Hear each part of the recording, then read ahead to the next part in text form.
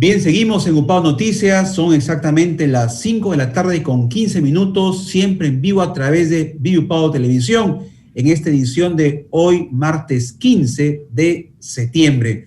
Estamos ya en vivo con el doctor Roberto Palacio Durán, él es abogado constitucionalista de la Universidad Privada Antero Borrego, docente, y vamos a hacer un análisis, escuchar sus reflexiones sobre lo que ha sido la jornada del día de hoy en el Congreso, cuando ya el Congreso rechazó admitir el debate de moción de censura contra Manuel Merino, el presidente del Parlamento, y recientemente también el Congreso rechazó la censura contra la ministra de Economía. Doctor Palacios, buenas tardes, bienvenido a Pau Noticias. Buenas tardes, Beto, y buenas tardes a todos tus televidentes. Muy bien, doctor, gracias siempre por aceptar nuestras invitaciones para poder contribuir a que haya una visión mucho más amplia, un análisis mucho más reflexivo de esta crisis que estamos viviendo los peruanos, esta crisis política. Primero, doctor, sus impresiones respecto a lo que ha sucedido esta mañana y recientemente en la sesión del Congreso, que el Congreso, valga la redundancia, rechazó admitir en debate la moción de censura contra el presidente Manuel Merino. Bueno, creo que está dentro de las prerrogativas que tiene el Congreso de la República, de acuerdo a su reglamento, el de solicitar o presentar la moción de censura contra el presidente del Congreso y también, por supuesto, el de desestimarla. Pero finalmente yo creo de que cada congresista es responsable de sus votos y de sus abstenciones, y será finalmente el pueblo el que haga un juicio de valor de la forma como se han venido conduciendo, ¿no? Finalmente eran opciones, pero el otro es el mensaje que dan a la ciudadanía. Si se trata de una suerte de blindaje, si se sienten debidamente representados con su presidente, pese a que él ha reconocido los llamados a integrantes de las Fuerzas Armadas, ¿no? Entre otras razones, ¿no? Y con relación al pedido de censura que finalmente fue desestimado por el Congreso de la República, nuevamente estamos acá frente a un control político que hace el Congreso de la República de acuerdo a las atribuciones que tienen conferidas la Constitución. Felizmente no llegó a concretarse la censura porque creo de que esto generaría y avivaría aún más las tensiones entre estos dos importantes poderes del Estado. Y porque considero de que era innecesario, impertinente en los momentos en que nos encontramos, ¿no?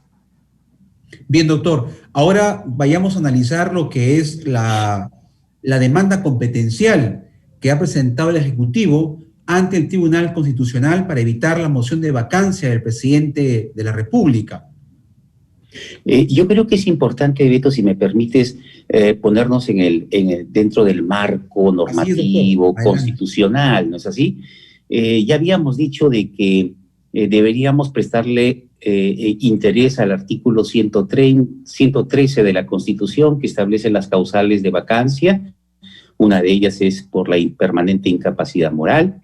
Y el otro, el artículo 117 de la Constitución, que dice de que el presidente de la República solo puede ser acusado, terminado su mandato presidencial, y durante su ejercicio solamente puede hacerlo por cuatro causales que están previstas en la Constitución: impedir las elecciones, no regresar al país, y dos más que ahorita no recuerdo, pero que no tienen mayores connotaciones como las que se están viendo ahora. Ahora bien, el Congreso de la República, en uso de sus atribuciones que tiene conferidas en la Constitución y aplicando el artículo 113, inciso 2, promovió la vacancia amparándose en la causal vigente de permanente incapacidad moral. Más allá de que puedan o no tener los votos, el tema también pasa por un análisis jurídico de la connotación que tiene y los alcances que tiene la incapacidad permanente de orden moral.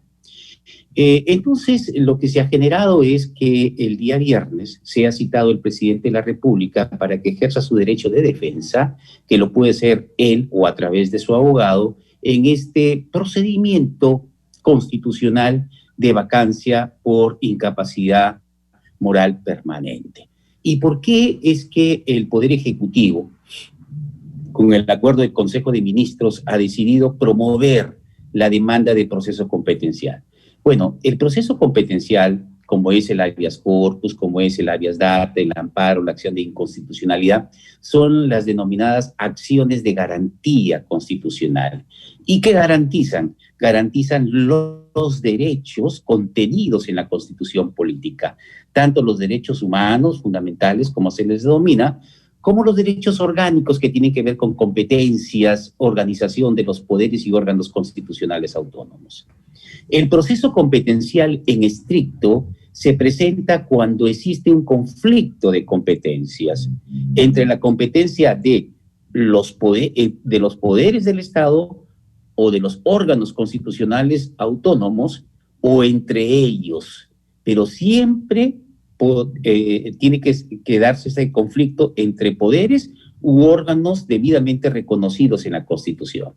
En este caso, estaríamos ante un conflicto de competencias que, a criterio del Poder Ejecutivo, estaría excediéndose de sus competencias el Poder Legislativo al intentar vacar al presidente de la República por permanente incapacidad moral, siendo que el concepto de incapacidad moral está más vinculado, y esa es una interpretación, por supuesto, a temas de salud mental, ¿no? Es muy subjetivo ese tema, ¿verdad, doctor Palacios? Es así, es muy subjetivo. Pero Beto, en honor a la verdad, creo yo de que como que un claro conflicto de competencias no existe, porque es una competencia que tiene atribuida el Congreso de la República.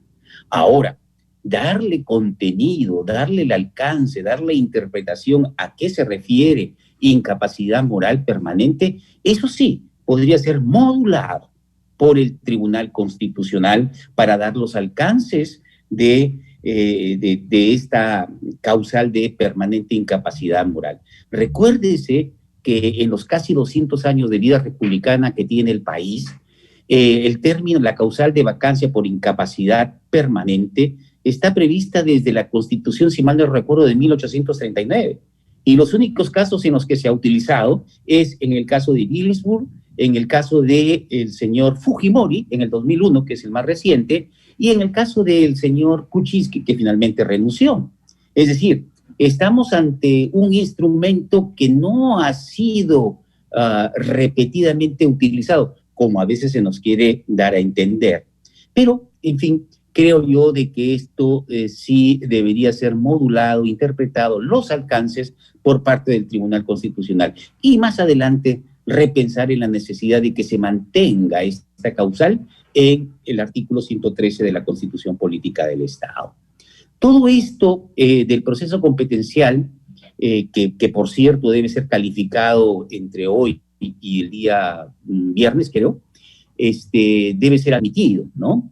Pero previamente a ello también, o después de ser admitido, tiene la posibilidad el Ejecutivo de interponer una medida cautelar a fin de que cesen los efectos o la amenaza que pesa de una vacancia presidencial.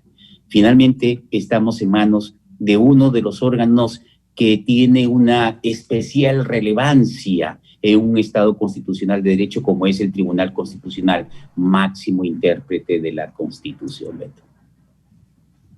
Bien, doctor, ya para ir concluyendo la entrevista, en anteriores oportunidades hemos dicho que lo más saludable para el país, ¿no es cierto?, es ahora que estamos frente a esta pandemia por la COVID-19, más sumada a esta crisis política y la crisis económica por obvias razones. Entonces el país requiere una estabilidad económica, una estabilidad política, social.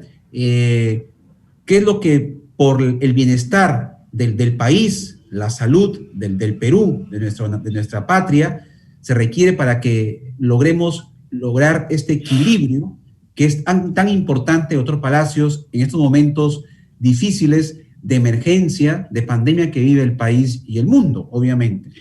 Importante pregunta, Beto, y en esta oportunidad voy a hablar como ciudadano. yo creo de que se requiere de estos dos grandes poderes del Estado, el Ejecutivo y el Legislativo, mucha ponderación, mucha prudencia, ¿no es así?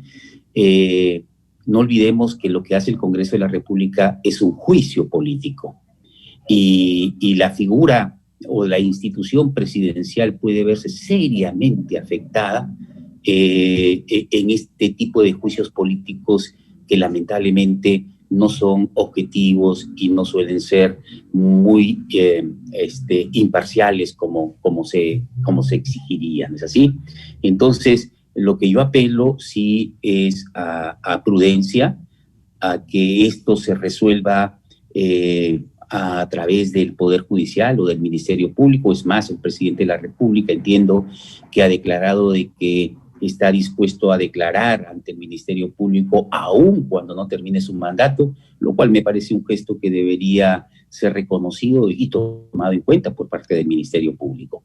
Pero lo cierto, Beto, es que para la academia, para los constitucionalistas, para los que de alguna manera están en el quehacer político, tenemos un reto. El reto de mirar, de estudiar y analizar nuevamente la Constitución. Y planteo dos interrogantes. ¿Se debe mantener la causal de la vacancia por impedimento moral permanente, por incapacidad moral permanente? Y segundo, respecto al artículo 117, ¿el presidente de la República solamente puede ser acusado después de que termine su mandato, a excepción de los 4 tipos o causales que establece? ¿Y qué pasa si el presidente de la República es un pedófilo? ¿Y qué pasa si el presidente de la República está involucrado con temas de tráfico de drogas? ¿Que tendríamos que esperar a que termine su mandato? Son cosas que el día a día nos están enseñando a que debemos reflexionar y replantearnos la necesidad, tal vez, de una reforma. Muy bien, importante entonces reflexionar, doctor Palacios, y ese es el objetivo, ¿no? Que como medio de comunicación podamos contribuir a enriquecer el debate, el análisis que es tan importante para lograr tomar decisiones acertadas en bien de nuestro país y de toda la población. Gracias, doctor Palacios, es una próxima oportunidad, muy amable. A ti las gracias, Beto, y muy buenas tardes. Muy bien, vamos a ir a una pausa, son ya las 5:27. Regresamos con más información en UPAO Noticias.